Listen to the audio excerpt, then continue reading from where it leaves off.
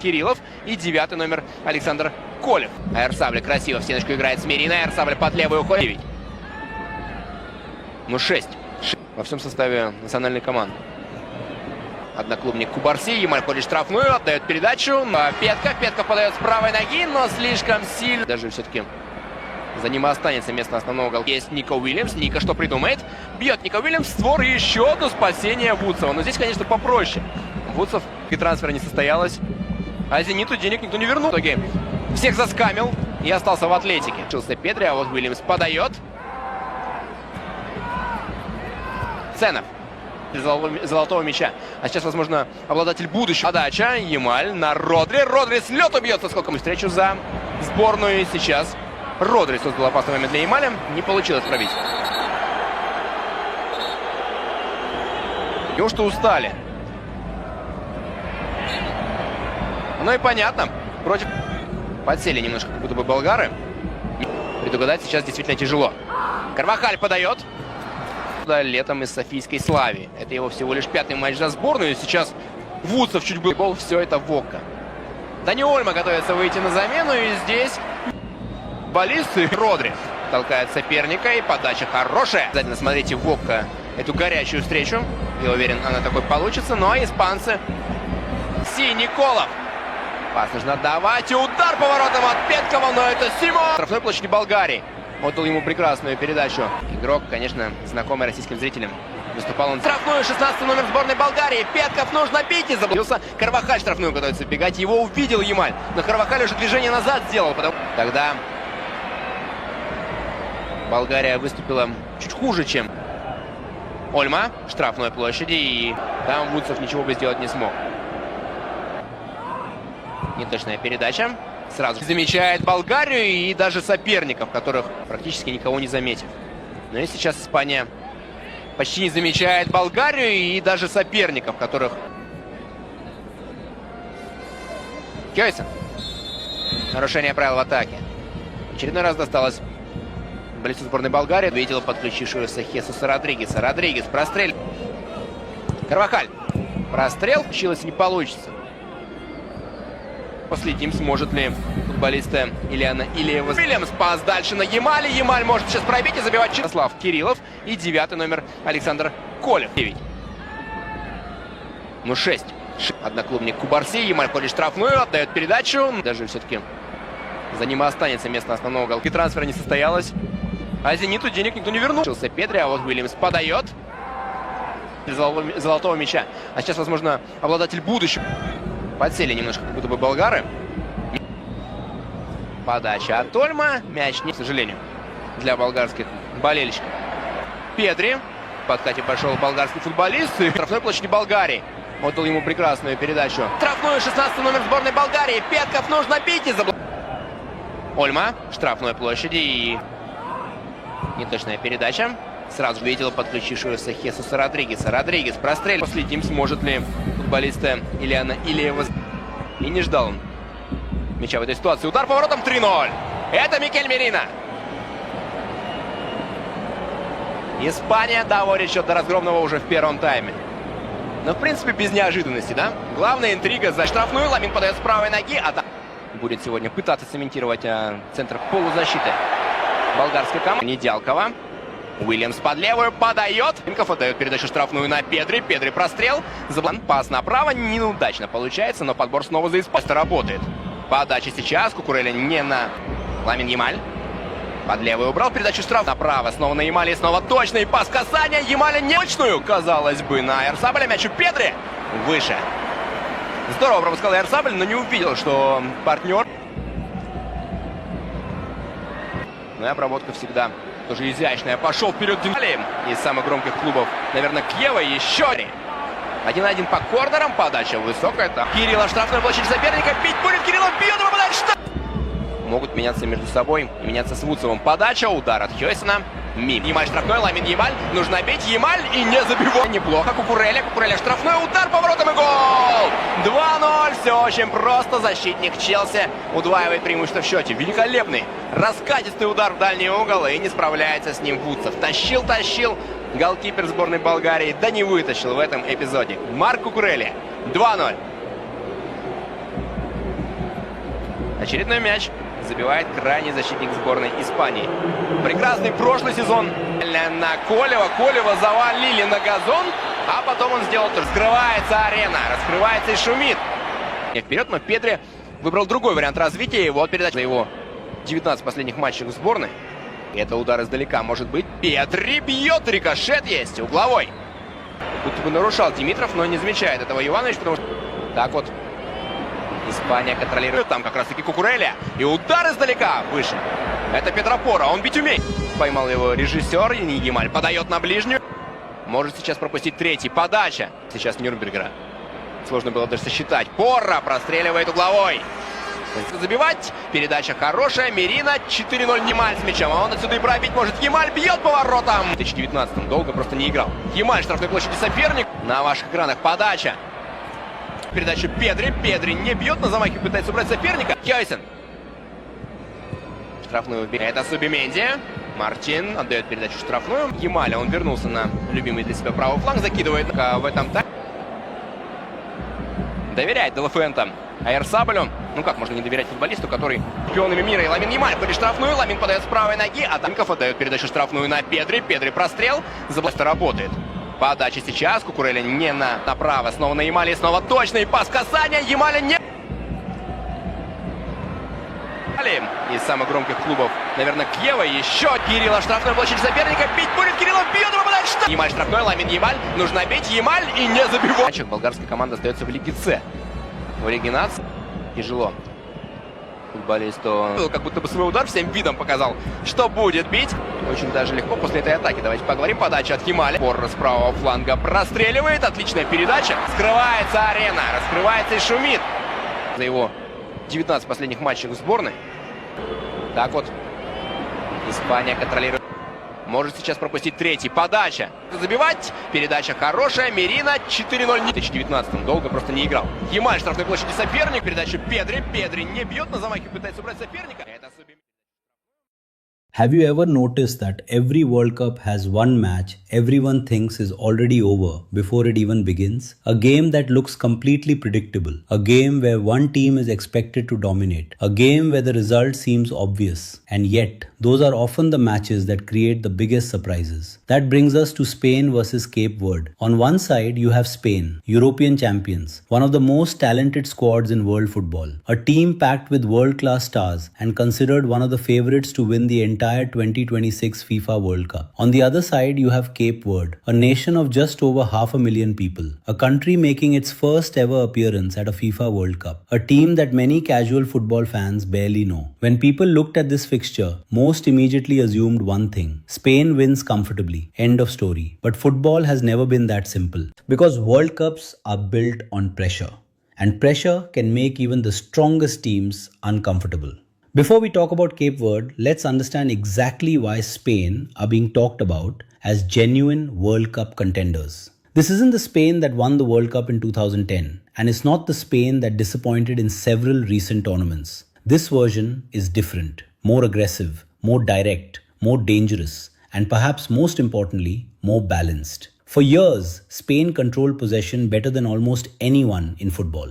The problem was turning that possession into goals. Now that problem seems to be disappearing. The heart of everything is Rodri. He may not be the flashiest player on the pitch. He may not score the spectacular goals. But when Rodri plays, Spain control games. Every attack starts with him. Every transition flows through him. Every movement around him becomes easier. He's the engine that keeps the entire system running. Then you add Pedri, a player who seems to see spaces before they even exist. The way he escapes pressure, the way he finds passing lanes, the way he manipulates defenders. It's like watching someone play football 2 seconds ahead of everyone else. Alongside them is Fabian Ruiz, a midfielder who doesn't always get headlines, but consistently hurts opponents with intelligent movement and precise passing. Together, these three form one of the strongest midfield units in international football. And that's before we even reach Spain's attack. Lamine Yamal, Nico Williams, Dani Olmo, Ferran Torres, Mikel Oyarzabal. Goals, creativity, speed, technical brilliance, everywhere. Even with some fitness concerns surrounding a few players, Spain have enough depth to overwhelm almost any opponent in this tournament. That's why so many experts believe they can go all the way. But here's where things get interesting. Because football isn't played on paper, and Cape Verde didn't reach the World Cup by accident. Think about their journey. Most people expected Cameroon to qualify. Cameroon are one of Africa's football giants, a nation with World Cup history, a nation with experience, a nation with pedigree. But Cape Verde had other plans. They stayed organized, they stayed disciplined, and somehow they found a way to finish ahead of one of Africa's traditional powers. That alone should tell you something. This team knows exactly who they are. They aren't trying to become Spain. They aren't trying to dominate possession. They aren't trying to entertain millions with beautiful football. They're trying to survive. And sometimes survival is enough, because survival creates belief, and belief can be dangerous. Cape Verde understand that they probably won't have much of the ball. They understand Spain will control possession. They understand they'll spend long periods defending. So instead of fighting reality, they've embraced it. Expect them to sit deep. Expect compact defensive lines. Expect two holding midfielders protecting the back four. Expect every player to work behind the ball. Their mission is simple: close every space, protect the center, force Spain wide, make every chance difficult, make every attack frustrating. And if they can do that for long enough, something interesting starts to happen. Pressure begins to grow, not on Cape Verde, on Spain. Because every minute without a goal changes the atmosphere. Every missed chance creates doubt. Every defensive clearance boosts confidence. Every save makes the underdog believe a little more. And that's exactly why the opening stages of this match are so important. The first 30 minutes could decide everything. If Spain score early, the game could open up quickly. Cape Verde would be forced to attack. Spaces would appear. Spain's attackers would have more room to operate, and the match could become very one-sided. But if Cape Verde survive that opening storm, everything changes. The crowd becomes nervous. Spain starts forcing passes. Frustration begins to grow, and suddenly the underdog starts believing. We've seen it happen before. World Cups are full of stories where favorites looked comfortable until they weren't, where giants dominated possession but couldn't find a breakthrough, where one unexpected moment changed everything. And that's exactly what makes this match fascinating. Not because Spain are likely to lose, but because football always leaves room for possibility. And Cape Verde only need one moment, one mistake, one counter-attack, one opportunity to make the entire world pay attention. Now here's the question that could decide everything. How long can Cape Verde resist? Because eventually every defensive block reaches a breaking point. And when you're facing a team like Spain, that breaking point usually arrives sooner rather than later. The biggest battle in this match won't be Spain's attack against Cape Verde's defense. It will be Spain's midfield against Cape Verde's discipline. That's where this game will truly be won or lost. Spain will likely dominate possession, maybe 65%, maybe 70%, possibly even more. But possession alone doesn't win football matches. What matters is what you do with it. Can Spain move the ball quickly enough? Can they pull defenders out of position? Can they create overloads in dangerous areas? Can they find the spaces between the lines? Because if they can, Cape Verde could be in serious trouble. And that's where players like Pedri become incredibly important. Watch him closely. Most football fans focus on goals and assists, but Pedri's greatest strength is something much harder to notice: space. He understands space better than almost anyone in world football. He drifts into areas defenders don't expect. He appears where pressure is weakest, and before opponents realize what's happening, Spain are attacking dangerous positions. Then there's Fabian Ruiz, the player who often does his best work without attracting attention. Defenders focus on Spain's wingers. They focus on Rodri. They focus on whoever is leading the attack. And suddenly, Fabian Ruiz arrives late into space. It's a pattern we've seen over and over again, and it causes problems for every opponent. But the most important player might still be Rodri, because while everyone else creates chances, Rodri controls the rhythm. He decides when Spain speed up. He decides when they slow down. He decides when they attack and when they recycle possession. In many ways, he's the conductor of Spain's orchestra. And if he controls the tempo, Cape Verde could spend most of the match chasing shadows. But let's give Cape Verde some credit, because they do have weapons of their own. Every great underdog story needs a leader. For Cape Verde, that player is Ryan Mendes, the captain, the veteran, the player carrying years of international experience. This is the biggest match in his nation's football history, and if Cape Verde creates something special, chances are Ryan Mendes will be involved. whether it's a dangerous counter attack, a set piece, or simply a moment of leadership when the pressure becomes overwhelming. He's the player Spain cannot afford to ignore. Then there's Logan Costa, arguably the most important player on Cape Verde's team sheet, because his job isn't just defending. His job is organization, communication, leadership, calmness. When Spain begin the endless waves of attacks, Costa will be responsible for holding everything together. And trust me, that's easier said than done. Because sooner or later, Spain's quality will test every defender on that pitch. But here's what makes World Cup special. Every tournament creates a new hero. Someone nobody expected. Someone whose life changes forever in a single match. Maybe it's a goalkeeper producing unbelievable saves. Maybe it's a defender making crucial blocks. Maybe it's a substitute scoring the goal that nobody saw coming. Every World Cup gives us moments like that, and maybe this match will too. So let's imagine three possible scenarios. Scenario number 1, the dream scenario for Cape Verde. Spain starts slowly. The defensive block works perfectly. The clock keeps ticking. The score remains level. Suddenly Spain become impatient. A mistake happens. Cape Verde launch a counter-attack. And somehow, against all expectations, they score first. Now everything changes. The pressure explodes. Spain panic. The crowd senses a shock. And Cape Verde start believing that history is possible. That's the scenario every underdog dreams about. Scenario number 2. Spain score early, very early, maybe within the opening 15 or 20 minutes. Now Cape Verde have no choice. They must come forward. They must take risks. They must leave spaces behind. And that's exactly what Spain want. Because once those spaces appear, the match can quickly become one-way traffic. 2 goals, 3 goals, maybe even more. This is the scenario most football analysts expect. But then there's scenario number 3, the one I think is most likely. Cape Verde compete. They stay organized. They frustrate Spain for long periods. They defend bravely. They make life difficult for a while.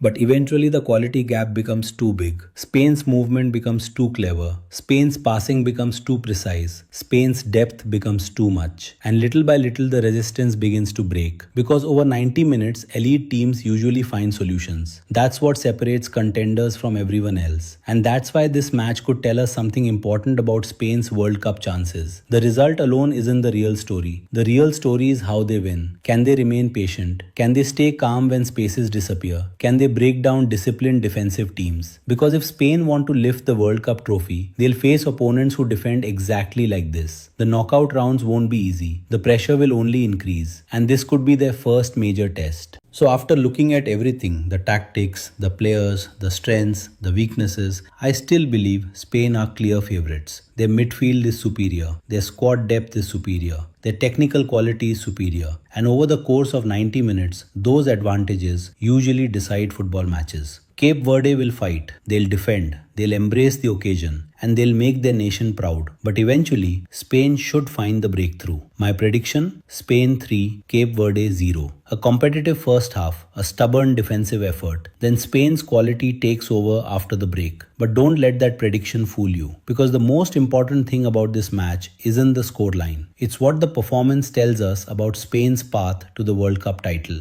Are they simply one of the favorites? Or are they truly the team to beat? That's the question football fans around the world will be asking when the final whistle blows. And the answer might be the first major clue about who lifts the FIFA World Cup 2026 trophy.